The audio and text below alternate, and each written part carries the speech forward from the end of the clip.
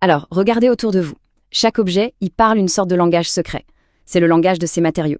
On se demande jamais vraiment pourquoi une chaise est en bois ou une poêle en métal. Eh bien, aujourd'hui, on va justement décoder ce langage ensemble. L'idée, c'est de mieux comprendre le monde qui nous entoure. Allez, on commence avec un truc tout simple, cette fameuse poêle à frire. Pourquoi on ne la fait pas d'un seul bloc? Ça serait quand même beaucoup plus simple à fabriquer, non? On prend un moule, on coule le métal et hop. Sauf que la réponse à cette question, elle cache en fait un des principes les plus importants de l'ingénierie et du design.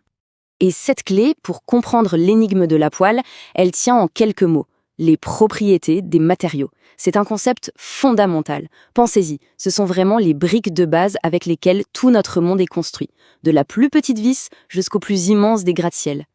Bon, mais alors, c'est quoi exactement les propriétés d'un matériau? En fait, c'est assez simple. C'est un peu comme sa carte d'identité, ou mieux, son CV. Ce CV, il nous dit tout. Comment le matériau va réagir à la chaleur, à une force, à l'électricité, bref, tout ce qu'on a besoin de savoir avant de lui donner un job précis. Et ce langage, il a en quelque sorte deux grands dialectes. D'un côté, on a ce qu'on appelle les propriétés physico-chimiques. C'est la manière dont un matériau dialogue, on pourrait dire, avec son environnement. Et de l'autre côté, on a les propriétés mécaniques. Là, c'est plus direct. C'est comment elle réagit quand on le pousse, on le tire ou on le tord. Allez, explorons ce premier dialecte. Comment est-ce que les matériaux interagissent avec le monde? Avec la chaleur, les produits chimiques, ce genre de choses. Et pour ça, revenons à notre poêle. Son job numéro 1, c'est quoi? C'est de cuire les aliments. Donc il faut qu'elle transfère la chaleur de la plaque de cuisson à la nourriture. Et de manière super efficace. La propriété clé ici, ça s'appelle la conductivité thermique. Regardez, ce tableau l'illustre parfaitement. Tout en haut, on voit les métaux, comme le cuivre, ce sont d'excellents conducteurs de chaleur, parfaits pour le corps de la poêle. Mais si on descend tout en bas, on trouve les plastiques ou même l'air, eux, ce sont des isolants. Et c'est exactement ce qu'on veut pour le manche, pour pas se brûler la main. Ah, voilà, le mystère de la poêle commence à s'éclaircir, pas vrai? Ok, passons à une autre propriété super importante, la densité. On parle aussi de masse volumique. C'est tout simple, c'est ce qui fait qu'un objet est lourd ou léger, pour une même taille. Et c'est une propriété absolument cruciale, que ce soit pour construire un avion ou un simple sac à dos. Alors, ce tableau donne des chiffres et on voit déjà des différences énormes. Mais pour vraiment se rendre compte, pour visualiser l'impact de ces chiffres, rien ne vaut un bon graphique. Voilà, là on voit bien la différence. Prenons un mètre cube de bois. Ça pèse environ 600 kilos. Maintenant, le même volume, mais en aluminium, on passe à plus de 4 fois plus lourd. Et l'or, c'est carrément une autre dimension. On parle de presque 20 tonnes. Alors imaginez un vélo. Le choix de l'alu plutôt que de l'or, ce n'est pas juste une question de prix. C'est d'abord et avant tout une question de densité. Bon, on a vu le premier dialecte. Passons maintenant au deuxième, les propriétés mécaniques. Là, la question est simple. Que se passe-t-il quand on applique une force sur un matériau? Est-ce qu'il va se plier, s'étirer, ou est-ce qu'il va casser? Alors, ce graphique, je sais, il peut avoir l'air un peu compliqué au premier abord, mais en réalité, il raconte une histoire super intéressante.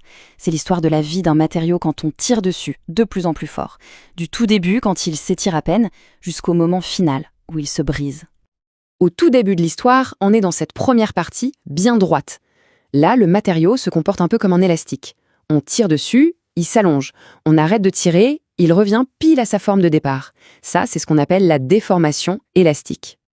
Mais si on continue à tirer, on va atteindre une sorte de point de non-retour. Le matériau commence à se déformer, mais cette fois, c'est permanent. C'est la déformation plastique. Le meilleur exemple, c'est le trombone. Une fois qu'on l'a déplié, il ne reprendra jamais sa forme d'origine. Et si on est vraiment tenace, si on continue de tirer encore et encore, on arrive à la fin de l'histoire, la rupture. Le matériau casse, tout simplement. C'est la fin de sa résistance. Ok, donc maintenant on maîtrise un peu les deux grands dialectes de ce langage. Mais attention, dans le monde réel, ce n'est jamais aussi simple. Un ingénieur, il ne cherche pas une seule super propriété. Son travail, en fait, c'est un véritable art du compromis.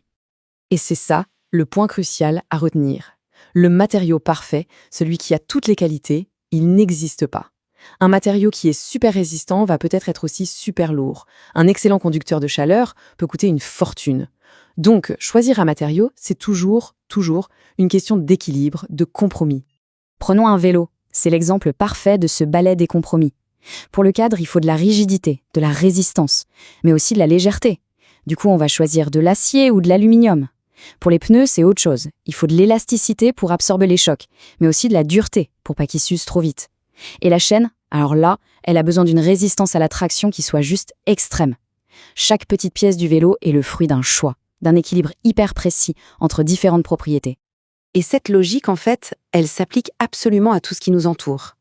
L'écran d'un smartphone, il est très dire pour résister aux rayures, mais il est aussi conçu pour pouvoir absorber un choc sans tout casser à l'intérieur. Les poutres d'un pont, on les choisit pour leur résistance mécanique phénoménale. Comprendre ce langage des matériaux, c'est littéralement comprendre comment on construit le monde moderne. À partir de maintenant, chaque objet du quotidien va vous raconter une histoire. Une simple tasse en céramique, une chaise en bois, un smartphone. On peut commencer à se poser les bonnes questions. Tiens, pourquoi est-ce qu'on a choisi ce matériau-là? Quel est le compromis qui se cache derrière sa conception? Finalement, quel langage secret est-ce qu'il est en train de nous révéler?